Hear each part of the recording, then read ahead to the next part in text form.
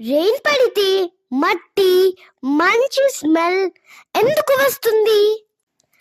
అమ్మా, బయట ఎంత మంచి వాసన వస్తుంది. అది మట్టి వాసన అమ్మా. ఇక్కడ పొడి మట్టి ఉంది కదా, ఇప్పుడు కొంచెం నీళ్లు పోస్తాను. అమ్మా, అదే స్మెల్ వచ్చింది. మట్టిలో చాలా చిన్న చిన్న జీవాలు ఉంటాయి. అవి ఒక స్మెల్ ని మట్టిలో దాచుకుంటాయి.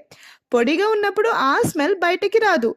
రెయిన్ నీరు పడితే నీరు ఆ స్మెల్ ని బయటకు తీసుకువస్తుంది.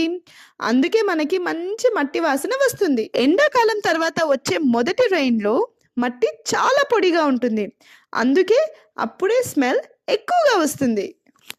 రెయిన్ పడితే మట్టి స్మెల్ బయటకు వస్తుంది. ఇలాంటి చిన్న ప్రశ్నలకు సరైన సమాధానం తెలుసుకోవాలంటే వెంటనే సబ్స్క్రైబ్ చేయండి. చిన్న ప్రశ్న పెద్ద సైన్స్ టైనీ థింకర్స్ తెలుగు.